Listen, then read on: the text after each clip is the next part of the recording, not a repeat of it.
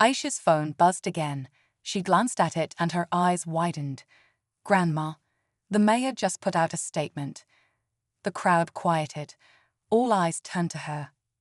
"What'd he say?" James asked. Aisha hesitated, then read aloud. "The city is aware of the incident involving Officer Timothy Barnes. We are conducting an internal investigation and ask the public to remain patient as we gather facts." Internal investigation. Marcus scoffed. "That's just code for "we gonna cover this up." Miss Hattie wasn't surprised.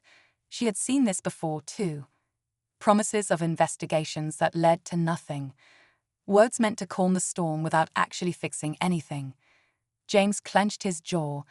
"They're just hoping this dies down." Miss Hattie nodded. "Then we don't let it." Aisha's phone buzzed again. This time, her expression shifted from anger to something closer to shock. "What now?" James asked. Aisha swallowed hard. The officer's wife just made a post. A silence fell over the group.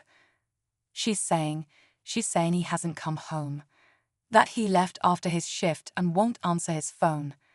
Miss Hattie's eyes narrowed. That was unexpected. The officer had been so bold, so sure of himself when he stood in front of her. Now he was missing.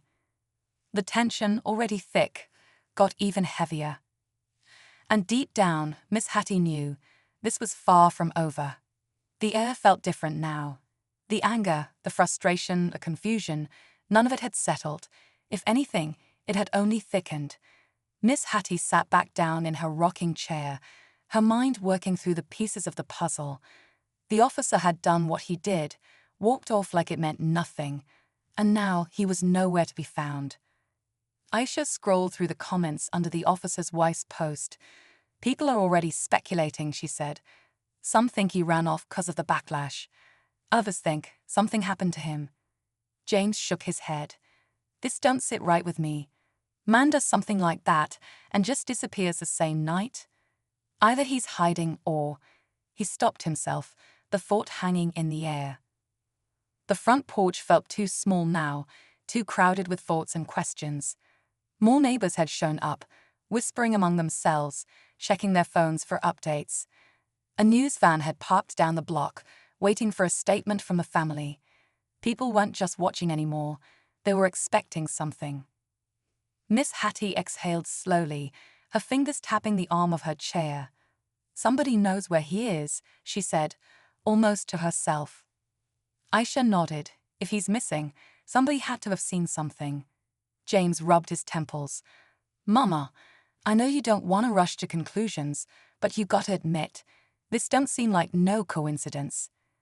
Miss Hattie didn't respond right away. She just looked out at the street, her mind reaching back through the years to all the times things didn't make sense at first, but always made sense in the end. A sudden noise broke the tension. A phone rang, sharp and loud in the quiet night. It was Aisha's.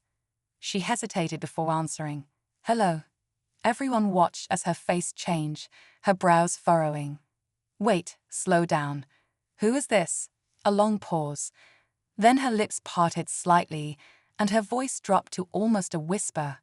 "You're lying." James stepped forward. What is it?" Aisha put the call on speaker. A deep voice, shaken and urgent, came through. "I'm telling you the truth. I don't got much time, but you need to listen. That cop, he ain't missing. Somebody got to him first." A ripple of shock went through the group. Miss Hattie's fingers gripped the arm of her chair just a little tighter. James' voice was sharp. "Who is this?" The voice hesitated. "Doesn't matter.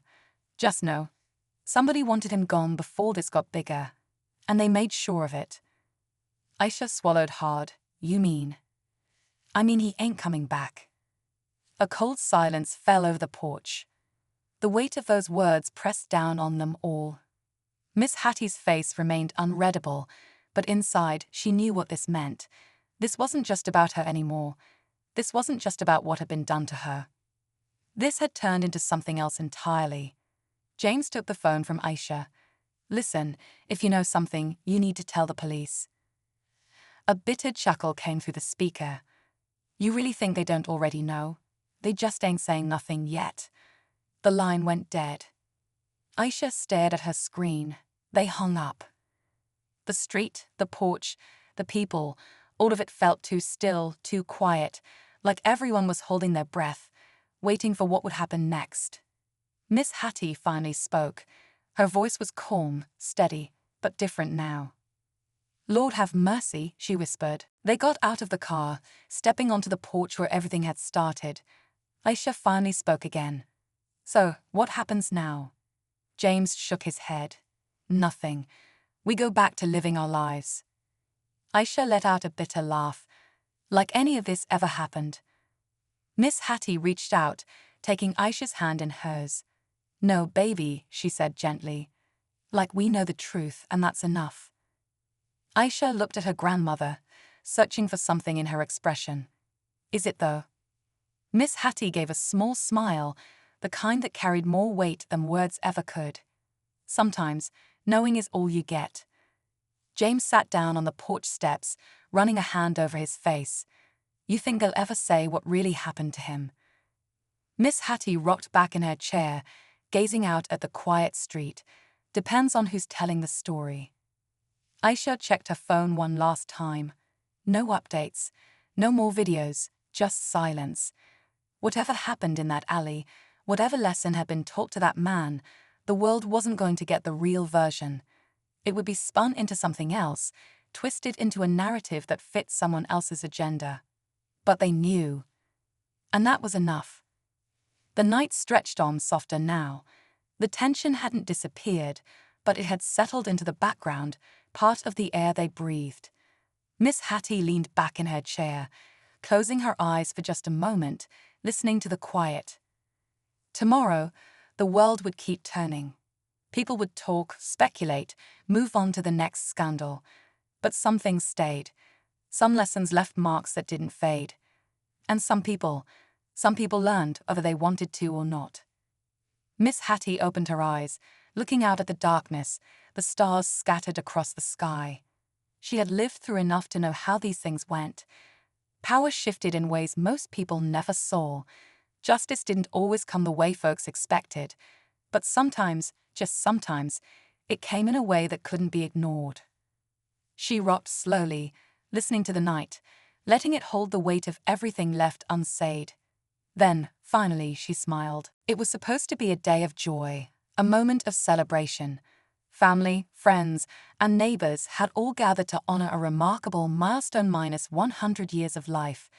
Miss Hattie Mae Johnson, a beloved grandmother, had seen it all. Through the struggles of the past century, she had stood strong, raising children, grandchildren, and even great-grandchildren with love, wisdom, and resilience. But on this special day, the unthinkable happened. The sun was just beginning to set, casting a golden glow over the quiet neighborhood. Laughter filled the air as little ones ran around with balloons, and the smell of Miss Hattie's famous peach cobbler drifted from the kitchen. Her wrinkled hands, still strong despite her years, clapped along as her family sang Happy Birthday. It was a perfect moment, until the sirens shattered the peace. A police cruiser rolled up, its flashing lights washing over the front yard. The music stopped. Conversations hushed. People exchanged confused glances. There had been no trouble, no complaints, so why were the police here? The officer stepped out, his uniform crisp, his expression unreadable. He wasn't here to join the celebration. He wasn't here to wish Miss Hattie a happy birthday. No, he was here for something else. Miss Hattie, sitting in her favorite rocking chair on the porch, lifted her tired eyes to meet his. Her voice, though soft, still carried the weight of 100 years of experience. "Can I help you, young man?" she asked. The officer took a step forward, his presence tense. "We got a report," he said flatly, glancing around at the crowd as if searching for something or someone. A murmur rippled through the guests. A report? Of what? Miss Hattie's eldest son, James, stepped forward. "Officer, this is a private family gathering. What seems to be the problem?" But the officer wasn't looking at James anymore. His gaze flickered back to Miss Hattie. And then, just like that, without warning, Without reason, it happened. A sound so sharp and disgusting that it cut through the stunned silence. Spit. A thick blob landing on the very person who had lived through segregation, through marches, through change, through an entire century of history. The world seemed to freeze. Miss Hattie didn't flinch, didn't move. But the guests. Their gasps filled the air like a gust of wind before a storm. Faces twisted in shock, in disbelief, in outrage. 100 emotions surged at once, yet Miss Hattie remained still. The officer didn't speak, didn't explain. For a second, it seemed as if time itself had stopped. Then, before anyone could react, he turned on his heel, walking away as if nothing had happened, as if this wasn't a moment that would be remembered forever. The crowd erupted. Voices rose, anger boiled over. Phones were out, cameras rolling. This was going to be seen. This was going to be known. But before the storm could fully break, before the night could spiral into something even darker, Miss Hattie finally moved. Slowly, she wiped her cheek with a trembling hand. And then, with a voice that carried the strength of generations, she spoke words that no one expected. And what she said next? It changed everything. Miss Hattie took a deep breath, her eyes steady, her voice calm but firm. "Lord have mercy," she whispered, her fingers still lightly touching her cheek where the spit had landed. The crowd, still buzzing with shock and outrage, quieted just enough to hear her. The younger ones, fists clenched, breathing heavy, looked at her, waiting. They wanted her to tell them what to do. They wanted a reason to act. But Miss Hattie, even at 100 years old, knew better than to let anger lead the way. James stepped closer to his mother, his chest rising and falling, his hands balled into fists. "Mama, you all right?" She nodded slowly, her gaze still locked on the police officer walking back to his cruiser, like he had done nothing, like this was just another day. But for Miss Hattie, for everyone standing there, this wasn't just another day. This was supposed to be a celebration, a moment of love and reflection, not this. The murmurs around her grew louder. Someone shouted, "We got it on camera." Another voice, sharp and furious, added, "He can't just do that. Ain't no way we lettin' this slide." Miss Hattie finally looked away from the officer, her old but sharp eyes scanning the faces of her family, her neighbors, the children who had been laughing just moments ago, but now looked confused, scared, angry. "You'll listen to me," she said, her voice carrying just enough weight to calm the storm that was brewing. "Not here, not like this." James frowned. "Mama." "I said not here," she repeated, her tone firmer now. James turned to her. "Mama, what are you saying?" She met his gaze, steady and unshaken. "I'm saying we need to see for ourselves." Aisha's eyes widened. "Grandma, no. That alley, if something happened to him there, it's not safe." Miss Hattie straightened her shoulders. "Neither is waiting around for someone else to tell us what's true." James hesitated. He had been raised to respect his mother's instincts, and right now, they were telling her something was waiting in that alley, something that needed to be seen. Finally, he nodded. "All right, but we go together." The drive was tense, the only sound coming from Aisha's phone as she checked for updates. But the person who filmed the video was still silent. When they finally reached the alley, it looked just like the video, dark, empty, forgotten. The only sign of life was the officer's car, parked crooked, the driver's door still slightly open. James killed the engine. "We shouldn't be here long." They stepped out cautiously, the night air thick with something unspoken. The old train tracks stretched in the distance, rusted and unused. A streetlight flickered overhead, casting eerie shadows against the walls of abandoned buildings. The car was right in front of them now, close enough to touch. James reached out and slowly pulled the driver's door open. The inside smelled like sweat and something else, something faint but wrong. The officer was there, slumped in the seat, completely still. Aisha covered her mouth, taking a step back. "Oh my God." James checked his pulse. He was breathing. Faint, but still there. Miss Hattie stepped closer, looking him over. His uniform was still on, but something was missing. His badge, his belt, his gun. "He was left here," she said quietly. James frowned. Left here by who? A rustling sound made them all freeze. From the darkness, a figure stepped forward. Marcus. James' eyes went wide. "What the hell are you doing here?" Marcus didn't speak right away. He looked from them to the officer, then back again. "I wasn't sure y'all would come." Aisha's voice was sharp. "What do you mean?" Marcus let out a slow breath. "I was the one who sent that video." Silence fell over them. James stepped forward. "You filmed that?" Marcus nodded. "I didn't know it was him at first. I was passing through, saw the car, figured something was off. Then I got closer and," he motioned to the officer, "saw him like this." Aisha's hands were shaking. "Why didn't you call the cops?" Marcus looked at her, his face unreadable. "And tell them what? That a dirty cop who got caught on camera disrespecting a 100-year-old black woman just happened to end up like this? You really think they believe I had nothing to do with it?" James clenched his jaw. "Then who did?" Marcus shook his head. "I don't know. But whoever it was, they wanted him found." Miss Hattie stared at the officer, her face unreadable. He had been so sure of himself just hours ago, standing in front of her house, spitting like she was nothing. And now? Now he was here, stripped of his authority, left behind like an afterthought. A low groan escaped his lips. He was waking up. James stepped back. "We need to go, now." Miss Hattie didn't move right away. She looked down at the officer, her voice calm but firm. "You remember me?" His eyes fluttered open, dazed and confused. He stared up at her, blinking like he couldn't believe she was real. Then, just barely, he gave a weak nod. Miss Hattie exhaled, shaking her head. "I hope you do." Then, without another word, she turned and walked away. The walk back to the car felt heavier than before, like the night itself was pressing down on them. No one spoke, not even Aisha, who usually had something to say about everything. The only sound was the faint hum of the streetlight flickering above, the same light that had cast its glow over the officer slumped in his seat. James started the car, his grip tight on the wheel.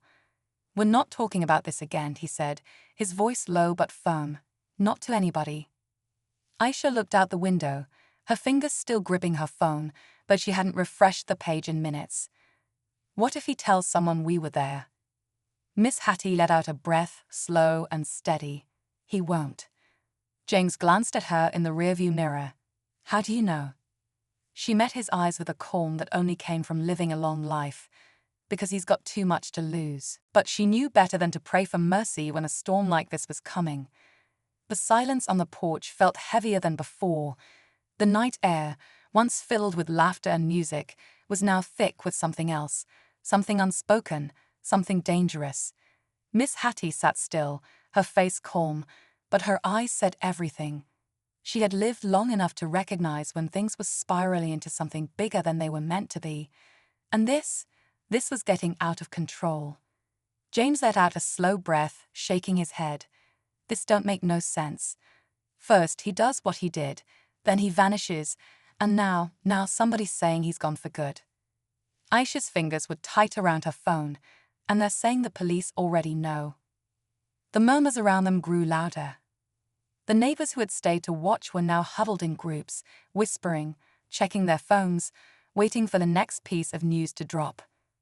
The news van down the street was still parked, but now another one had joined it. The world was watching, but none of them knew what they were actually looking at anymore.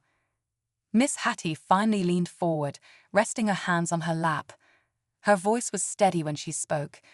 "This ain't how things are supposed to go." James turned to her. "Mama, you think somebody," he hesitated. "You think somebody took matters into their own hands." Miss Hattie didn't answer, not right away. Instead, she looked out at the street again, her mind racing through all the possibilities. She had seen men disappear before. Sometimes, it was the system making them disappear. Other times, it was something else entirely.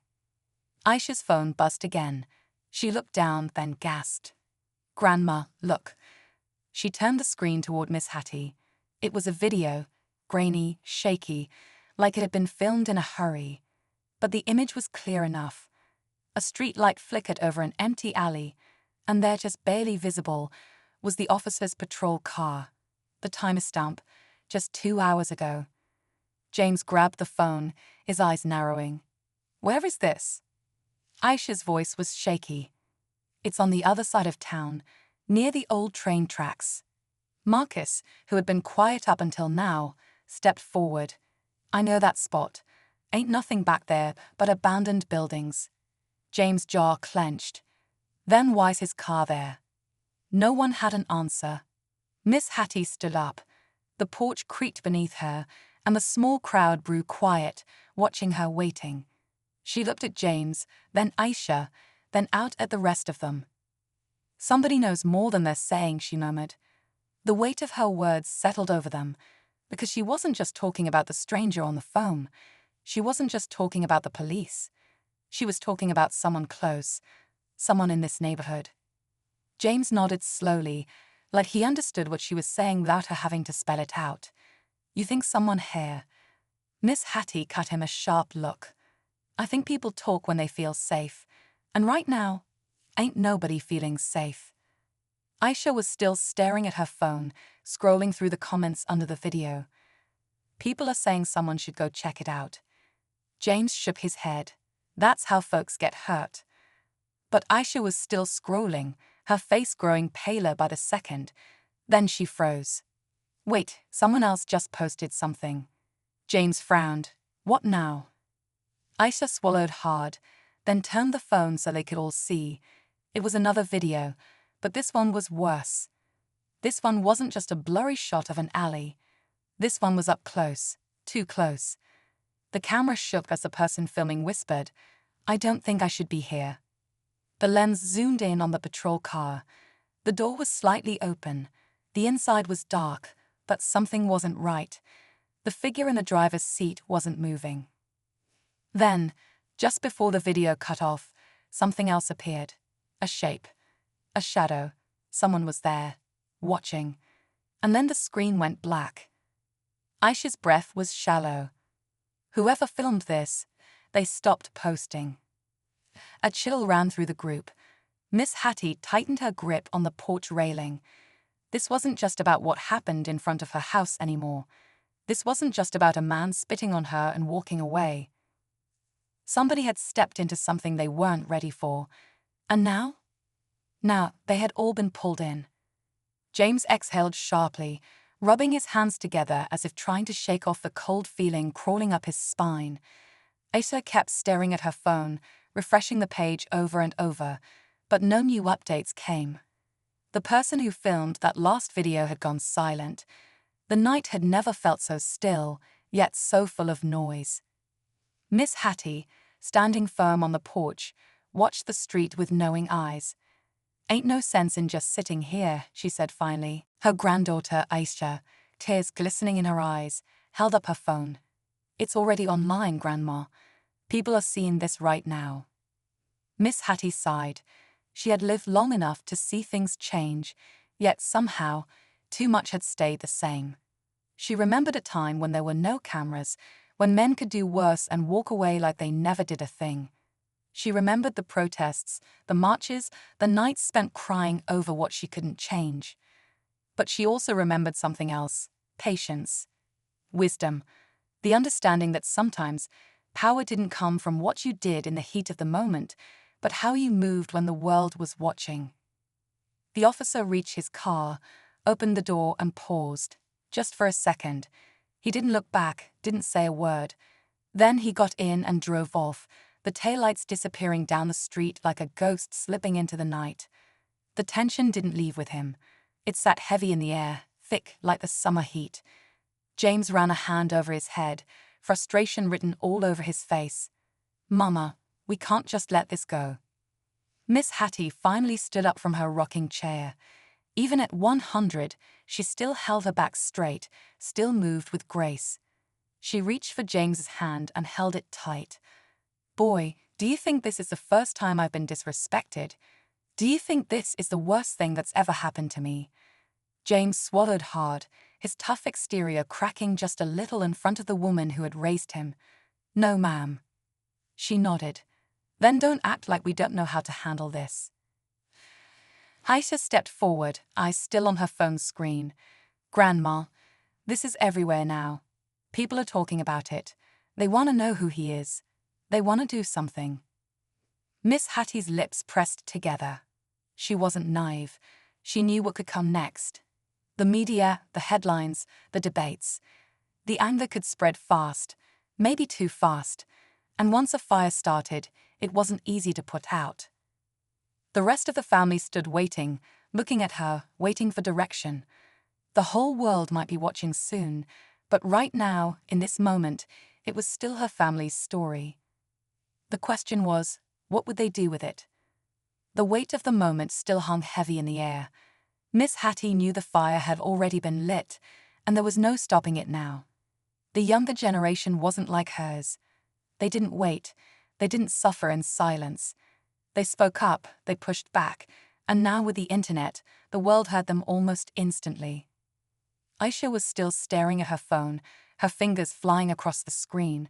Grandma, it's everywhere. People are sharing it on Twitter, Facebook, TikTok. Some folks already found his name. James turned sharply. What do you mean they found his name? Somebody recognized him, she said. They posted his badge number, his record. Looks like he's had complaints before. Miss Hattie's jaw tightened, but she stayed quiet. She had lived long enough to know how quickly things could spiral. It wasn't just about what had happened to her. It was about what could happen next. James exhaled hard, shaking his head. This ain't just some random cop then. He'd been doing this. The murmurs grew again, louder this time. Neighbors who had stuck around after the incident were now forming small clusters, talking, debating, asking the same question. What do we do now? A younger man, Marcus, who lived down the street, spoke up. We should march. Go down to the station, make him answer for this. A few heads nodded in agreement. Others weren't so sure. Marching ain't enough, someone else said. We need to press charges. James turned back to Miss Hattie. Mama, we need to do something. You can't just let this ride. Miss Hattie looked at her son, her face unreadable. You think I don't know that? She said softly. Aisha glanced up. Some news reporters are already messaging me. They want to talk to you, Grandma. Miss Hattie sighed. She had been here before. Not exactly like this, but close enough. She had seen the cameras come in after an injustice, had seen people rally behind a cause, had seen the anger rise, and then, just as quickly, seen it all fade away when the next big story came along. The real fight wasn't in the moment. It was in what happened after. James rubbed the back of his neck. What do you want to do, Mama? Miss Hattie didn't answer right away. Instead, she looked past the small crowd and out into the street where the officer had driven away. Somewhere out there, he was probably sitting at his desk, maybe even laughing about what he did. Maybe thinking it would all blow over in a day or two. Maybe he didn't realize who he had just spit on. She turned back to her family. We ain't gonna act off emotion, she said finally. We gonna move smart. We gonna move right.